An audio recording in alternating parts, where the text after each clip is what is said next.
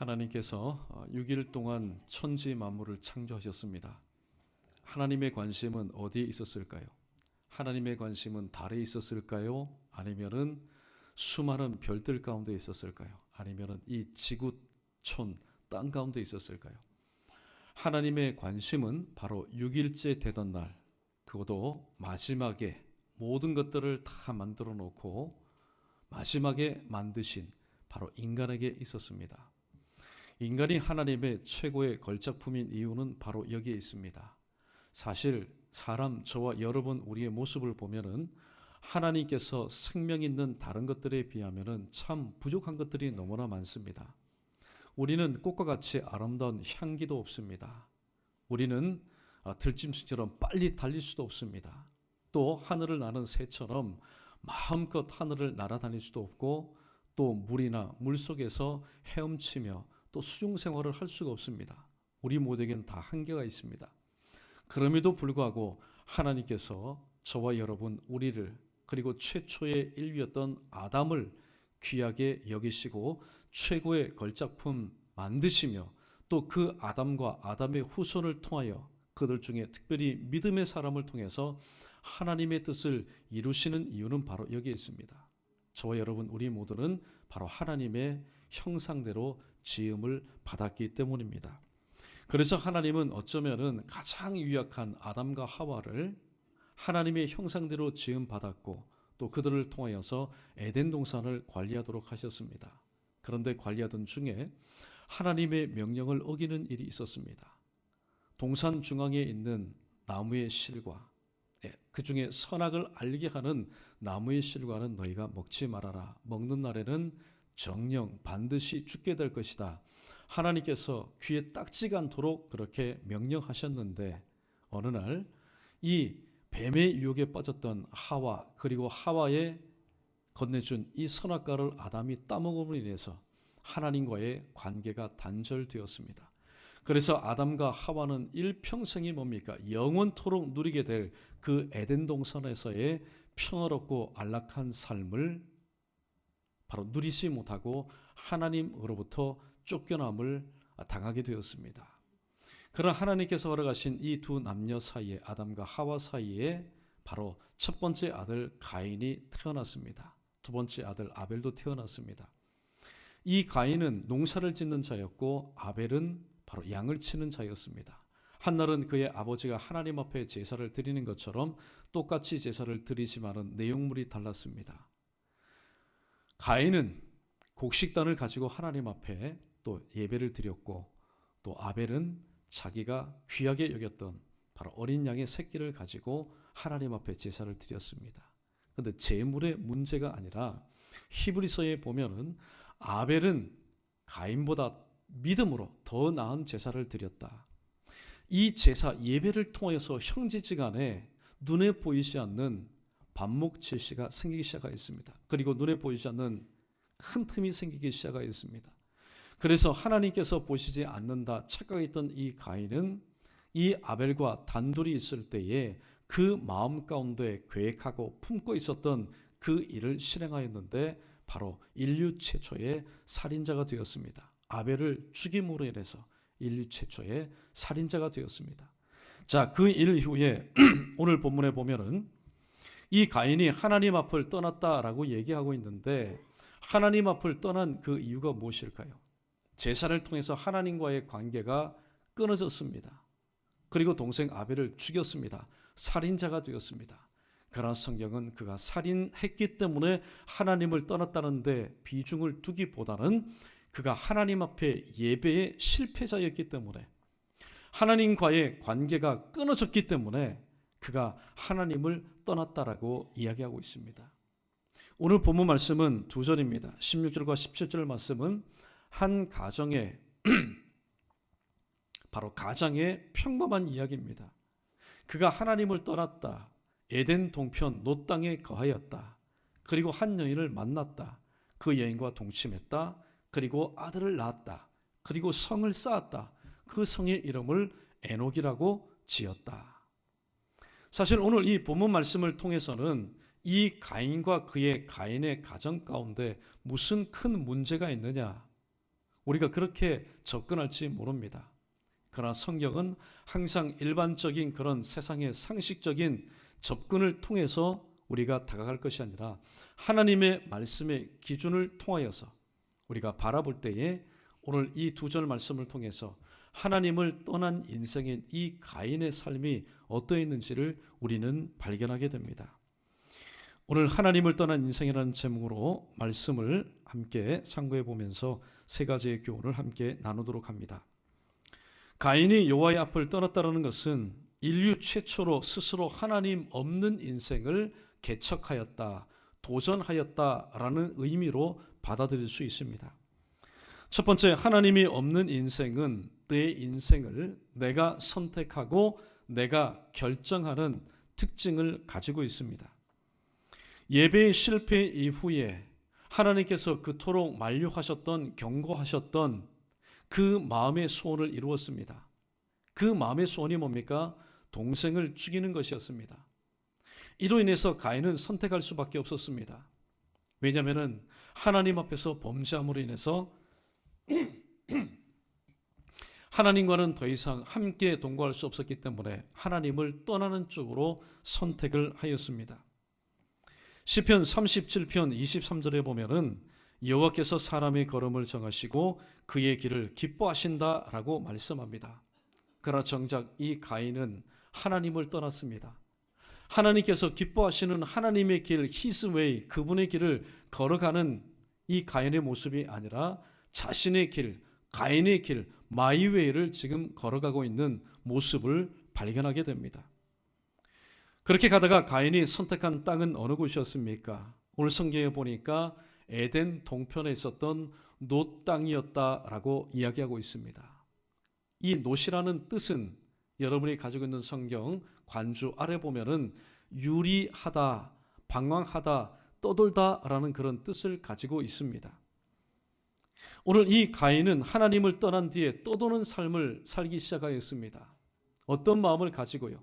하나님을 떠났으니까 이제 자유로운 마음 아닙니다. 평안한 마음 아닙니다.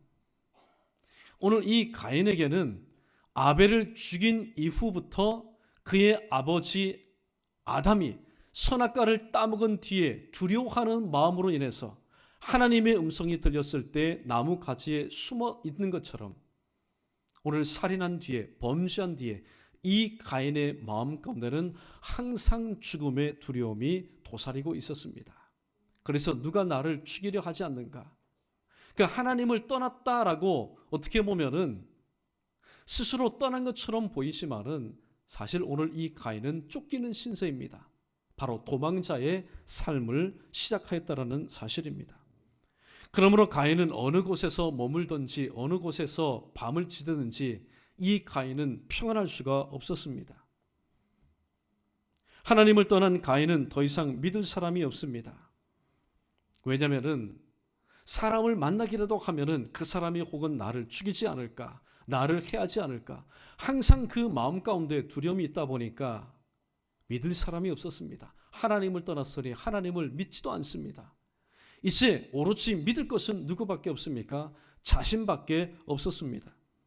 그래서 자신이 삶의 주인이 됩니다. 이제부터는 본 대로, 들은 대로, 느낀 대로, 말한 대로, 내가 당한 대로 모든 것을 내 뜻대로 살기 시작합니다.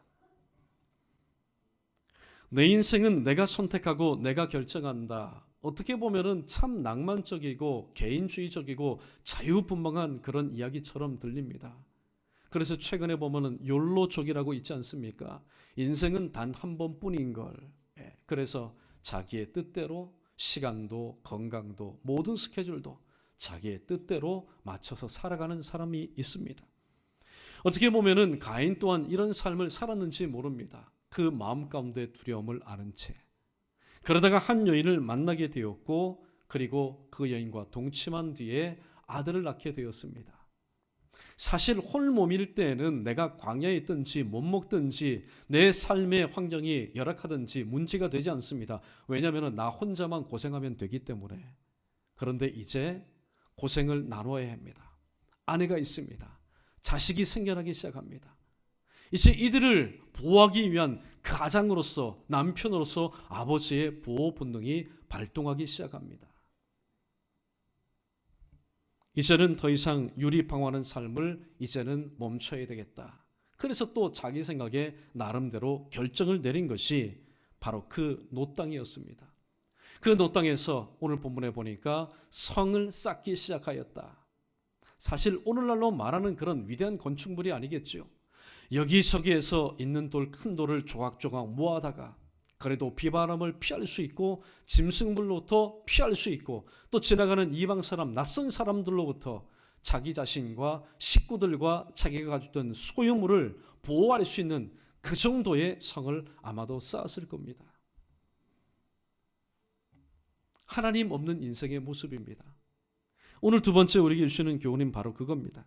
하나님 없는 인생은 내 인생을 내가 선택하고 내가 결정할 뿐만이 아니라 결정한 그런 삶의 방식이 어떠느냐, 문제 해결을 위해서 인위적인 방법을 사용한다라는 특징을 가지고 있습니다. 가인이 성을 쌓았습니다. 만약에 성 쌓는 것이 필요하다면 하나님께서 일러주셨을 겁니다. 창세기 6장 14절과 16절 말씀해 보면은 하나님께서 노아를 통하여서 120년 후가 되면은 내가 홍수를 통해서 이 세상을 멸할 것이다. 사실 그 엄청난 심판의 메시지를 들은 이 노아, 여러분 방법이 있습니까? 아무것도 없는 겁니다. 그때 하나님께서는 이 노아에게 자, 방주를 3층으로 지어라. 높이를, 넓이를, 길이를 몇 메다로 해라.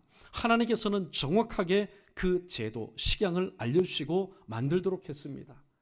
그런데 오늘 본문에 하나님을 떠난 인생이었던 이 가인은 하나님께서 말씀하지도 않았는데 오늘 자기의 생각대로, 자기의 뜻대로, 자기의 계획대로 성을 건축하였습니다. 열왕기하 5장 21절 말씀에 보면은 나만 장군이 등장합니다. 이 나만 장군이 북쪽 이스라엘을 방문한 목적이 뭡니까?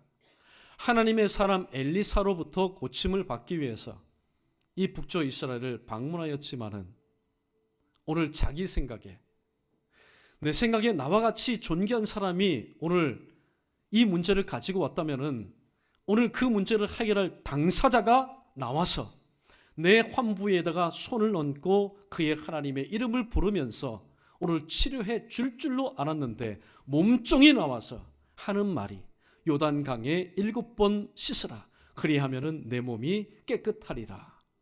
어떻게 보면은 자기 격에는 전혀 맞지 않는 그런 푸대접을 받습니다. 그때 오늘 이 나만이 내 생각에는 내가 이런 대우를 받을 줄 알았는데 그런 대우를 받지 못하니까 마음이 상한 겁니다. 그리고 가서 보니까 이 요단강의 수질과 요단강의 규모와 요단강의 모든 것을 보니까 자기 자신이 살고 있는 이 다메섹의 그 수질 좋은 그 두 강과는 비교할 수 없었습니다. 그래서 지금 실갱이를 벌이는 겁니다. 그때 이 충성스러운 종들이 말합니다. 만약에 엘리사, 하나님의 사람 엘리사가 당신에게 이보다 물속에 7번 들어가는 이 명령보다 더 큰 일을 명하였을 때 당신이 행하지 아니하였겠습니까? 오늘 종들의 간청을 듣고 요단강에 7번 몸을 잠글 때에 오늘 하나님의 사람 엘리사의 말처럼 오늘 나병으로 인해서 온몸이 찐득찐득하고 냄새가 나고 또 모든 것들이 흐물흐물해졌던 그의 살결이 어린아이의 살결과 같이 회복되었다라고 말하고 있습니다. 또한 마가복음 5장에 보면은 12해 혈루병을 앓고 있었던 여인의 이야기를 우리는 참 잘 알고 있습니다.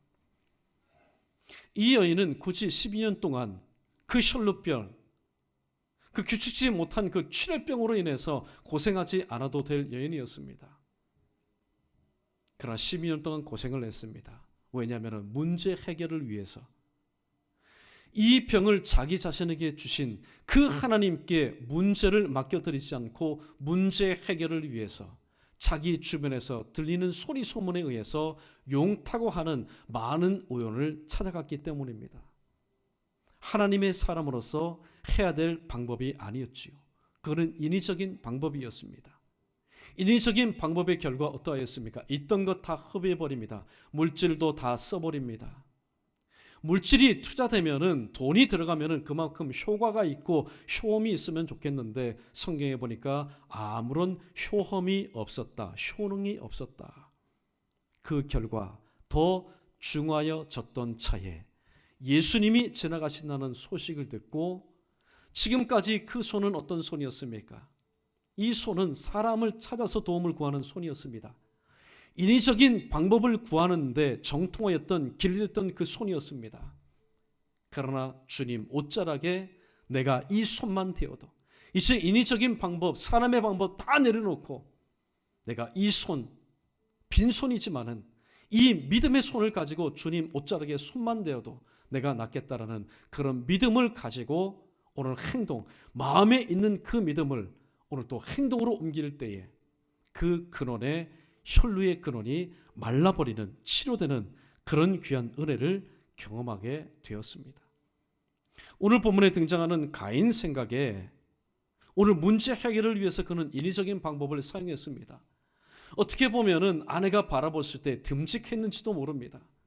지금까지 비바람 때문에 여러 가지 고생하였고 또 들짐승으로 인해서 많은 해를 당했는데 어느 날 남편이 팔을 걷어붙이고 여기저기 분주히 돌아다니면서 한 작품을 만들었는데 아주 견고하고도 비바람이 세지 않고 또 지나가는 들짐승들도 와서 해치지 못하고 그리고 지나가는 사람들도 함부로 할 수 없는 그런 육중한 성을 만들었을 때에 그의 아내가 바라볼 때 얼마나 그 남편이 존경스러웠겠습니까? 그리고 그 자식이 볼 때도 야, 세상에 믿을 사람은 역시 우리 아버지밖에 없다. 얼마나 여러분 칭찬을 받았겠습니까? 그러나 하나님 보실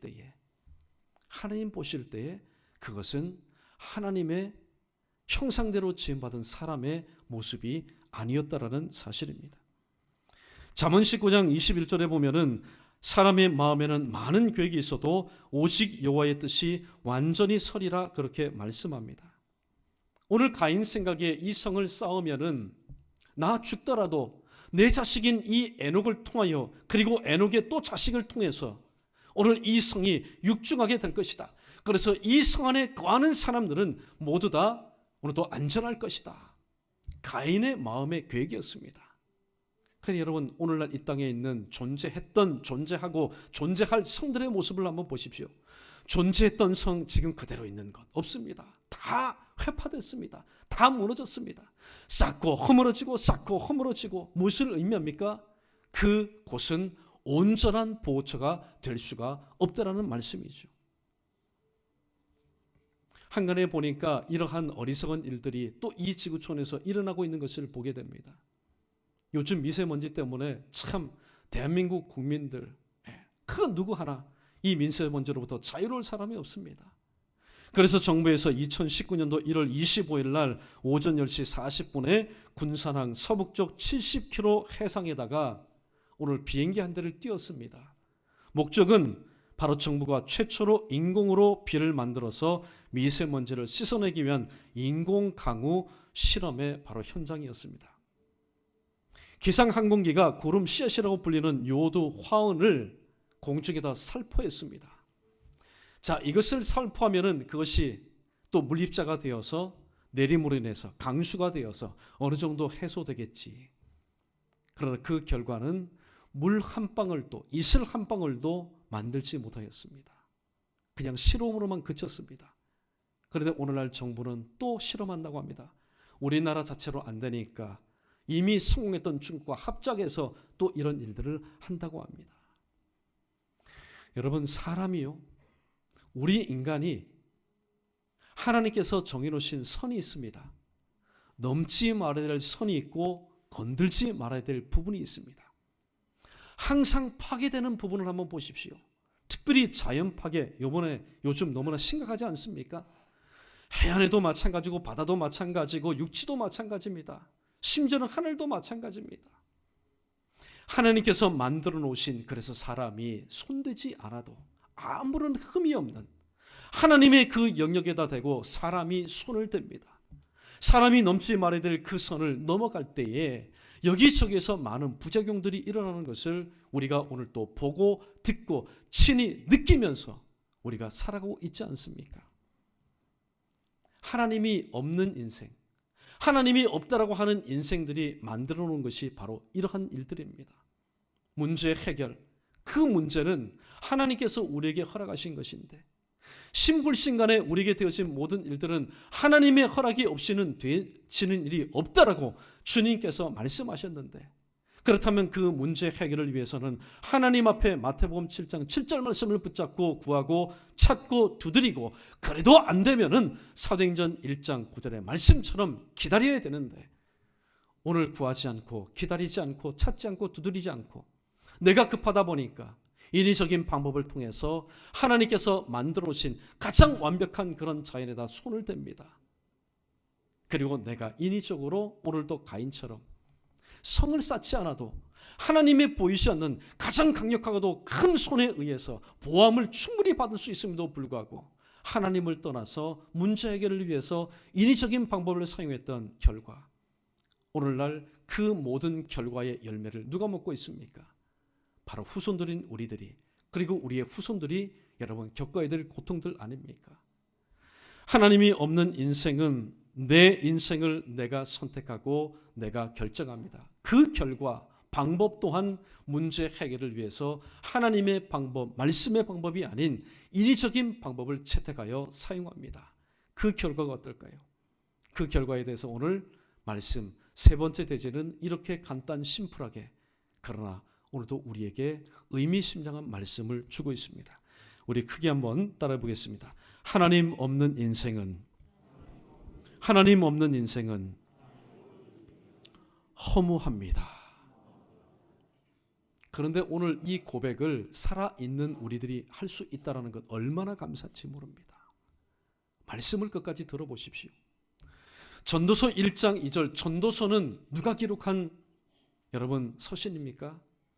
바로 전도왕 솔로몬 왕이 기록한, 그리고 그 외에 몇 사람이 기록한 서신 아닙니까?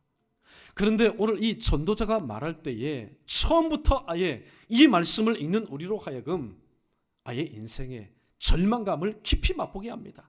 2절 말씀 보면은 전도자가 이르되 헛되고 헛되며 헛되고 헛되니 모든 것이 헛되다. 그 독자들이 읽을 때는 너무나 인생이 험한 겁니다.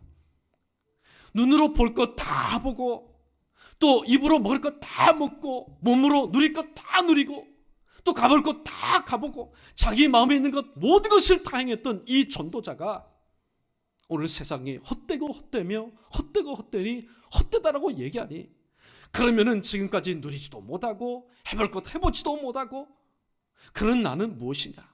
오늘 우리 인생으로 하여금 더욱더 험하게 만듭니다. 그러나 오늘 이 전도자의 인생의 험함이 무엇입니까? 이 전도자는 하나님께서 허락하신 것들을 하나님이 허락하신 수한 동안에 누리고 차고 넘치게 흐르도록 눌렸던 사람이었습니다. 그런데 왜 이런 험한 고백을 할까요? 단 전제 조건이 있습니다. 그 전제 조건이 뭘까요? 하나님이 없는 삶, 하나님이 없는 누림, 하나님이 없는 취함, 하나님이 없는 먹고 마심, 하나님이 없는 바로 세상의 모든 것이 헛되다라고 말하고 있습니다.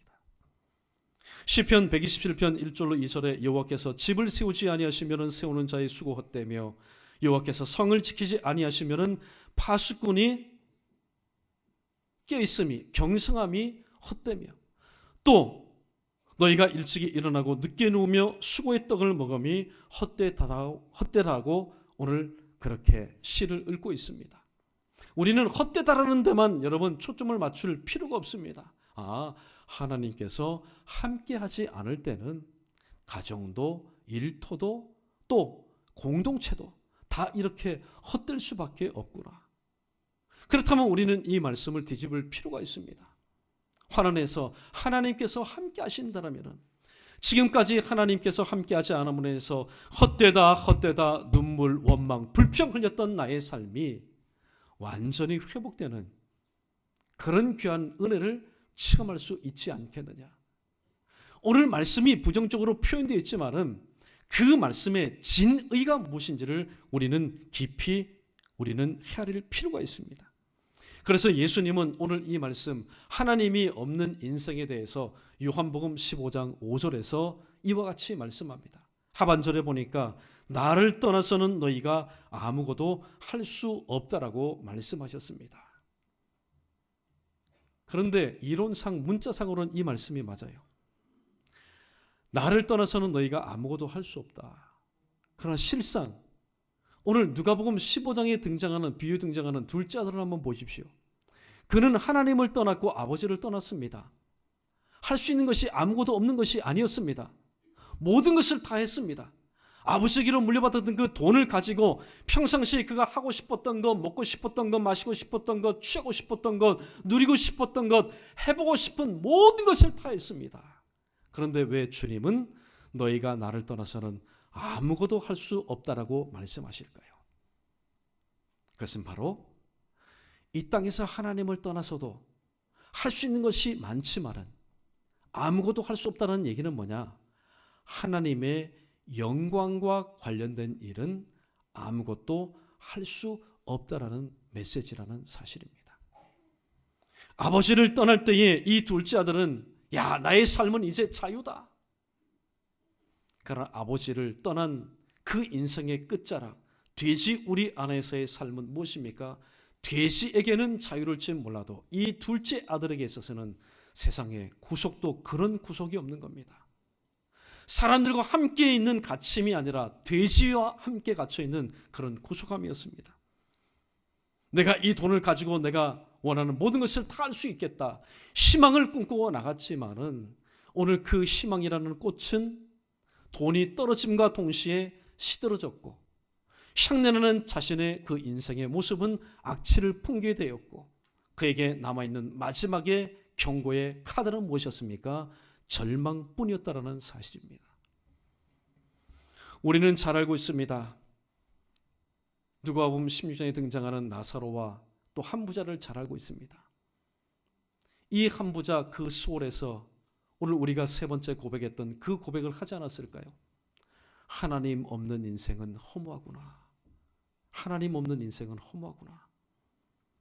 그러나 조금 전에 제가 세 번째 대지의 말씀을 드리기 전에 오늘 하나님 없는 인생은 허무합니다 라는 고백을 살아있는 동안에 할 수 있는 것이 복되다라고 얘기한 것은 살아있는 저와 여러분에게는 깨달음이 있는 뒤에 우리가 변화되고 고침받으면 얼마든지 우리는 하나님께서 허락하신 새로운 삶을 우리는 살아갈 수 있기 때문입니다.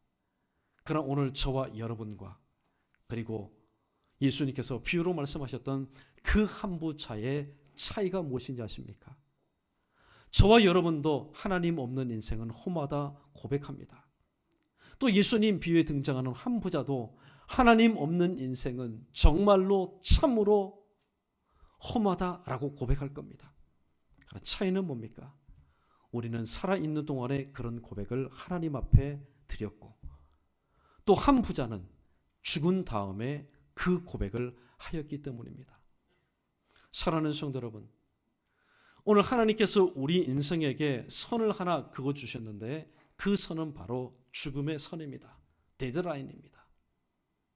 아무리 이 땅에서 살아있는 동안에 하나님 앞에 실수하고 또 헛된 삶, 허무한 삶을 살았다 할지라도 살아있는 동안에 어느 날 주시는 그 메시지를 통하여서 야, 내가 진짜 하나님이 없는 그런 험한 인생을 살았구나 깨닫게 된다면 고린도후서 5장 17절에 기록된 말씀처럼 그런즉 누구든지 그리스도 안에 있으면 깨닫고 그리스도 안에 있으면 이제 새로운 피조물이라 이전 것은 지나갔으니 보라 새 것이 되었다라는 그 주님의 새 인생의 선언을 통하여서 새로운 삶을 얼마든지 어디서든지 나이와는 불문없이 내가 사는 형편과 조건과는 상관없이 우리는 그런 삶을 살아갈 수 있습니다. 그러나 안타깝게도 후회해도 그리고 가슴을 찢고 눈물이 오늘 또 강을 이룬다 할지라도 되돌이킬 수 없는 죽음 너머의 삶에서는 아무리 우리가 후회하고 하나님 없는 인생은 허무하였다. 그러므로 하나님께서 함께 하시는 값치 있는 보람된 인생을 살아야겠다. 아무리 그렇게 새로운 다짐을 한다 할지라도 죽음 이후에 그 곳에서는 아무런 소용이 없다라는 사실입니다. 사랑하는 성도 여러분, 오늘 하나님께서 우리에게 주신 이 말씀, 하나님 없는 인생, 오늘 저는 부정적인 표현을 드렸지만은 오늘 이 말씀을 우리가 뒤집을 수만 있다면 하나님께서 함께 하시는 인생은 내 인생이지만은 내 뜻대로 선택하지 않습니다. 내 뜻대로 결정하지 않습니다. 항상 그 사인, 마지막 최종 라인에는 하나님께서 사인하실 수 있도록 우리는 그 난을 나누겨 드립니다. 그래서 기도하는 중에 하나님께서 감동 주시는 대로 그 삶을 우리는 살아갑니다. 또 문제 해결을 위해서 인위적인 방법을 사용하지 않습니다. 아니요, 과거에 사용했습니다. 그러나 아무런 효험이 없다는 사실을 깨달았기 때문에 우리는 문제 해결을 위해서 이 문제를 내게, 이 문제를 내 가정 가운데, 이 문제를 나의 직업과 나의 삶의 현장과 내 인생길 가운데 던져주시고 또 출제하신 하나님께 우리는 그 문제를 맡겨드려서 나의 믿음을 통해서 하나님으로 하여금 그 문제를 해결하게 하고 또 모든 난관들을 극복시키는 그런 지혜로운 삶을 우리는 살아갑니다. 무엇보다도 하나님이 없는 인생은 허무하다고 했는데 하나님께서 함께 하실 때에 무에서 유를 창조하시는 그 하나님께서 나와 함께 하시고 내 가정과 함께 하시고 문제 많은 내 일터와 직장과 또 교회와 이 나라와 민족과 함께 하실 때에 무에서 유를 창조하시는 그 하나님께서 함께 하신다면 하나님은 이루지 못할 일이 없으시고, 할렐루야, 할렐루야. 하나님은 오늘 또 극복하지 못할 문제가 없으시고 하나님은 고치지 못할 병이 없으신 분이시기 때문에 지금 정말로 저와 여러분 우리에게 필요한 것은 무엇일까요? 하나님은 안 계시는 것 같아. 하나님은 오늘 또 나와 함께하지 않는 것 같아. 오늘 일부 예배 때 호산나 찬양대 보이지는 않으시지만은 지금 여기에 우리와 함께하시는 그 하나님에 대한 믿음이 오늘 또 저와 여러분 가운데 있어야 됩니다. 여러분 인위적인 방법 가정에서도 얼마든지 사용할 수 있습니다.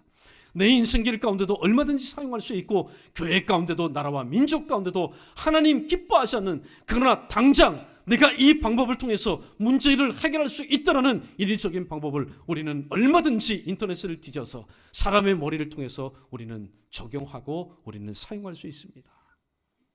그러나 인위적인 방법 말 그대로입니다. 얼마 가지 못합니다. 오히려 그 방법이 실패한 뒤에 우리가 안게 될 실망감과 우리가 안게 될 삶의 무게는 더욱더 힘들다라는 겁니다. 오늘도 인위적인 방법을 또 통해서 많은 유혹의 손길이 온다 할지라도 우리는 가인의 길을 걸어가서는 안 됩니다. 내가 하나님의 자녀이지 않느냐? 내가 부르는 분이 누구냐? 하나님 아버지시지 않느냐? 그 하나님 아버지는 금도 내 것이요 은도 내 것이라고 말씀하신 분이고 이 우주 천지 만물을 창조하신 하나님이신데 그 하나님에게는 부족함이 없다. 이게 바로 다윗의 고백이지 않았습니까? 여호와는 나의 목자시니 내게 부족함이 없으리로다. 사실 다윗은 목동 시절에도 하나님과 함께하는 그런 인생을 살아갈 때에 하나님께서는 어린 목동에게 비전을 주셨고 때마다 힘들고 어려운 일들이 있었지만은 다윗도 하나님과 함께하고 그런 믿음을 보시고 하나님께서 다윗을 생명사기로 붙들어 주실 때에 오늘도 그 다윗을 통해서 오늘도 하나님의 귀하신 뜻을 온전히 이루어 나가셨습니다.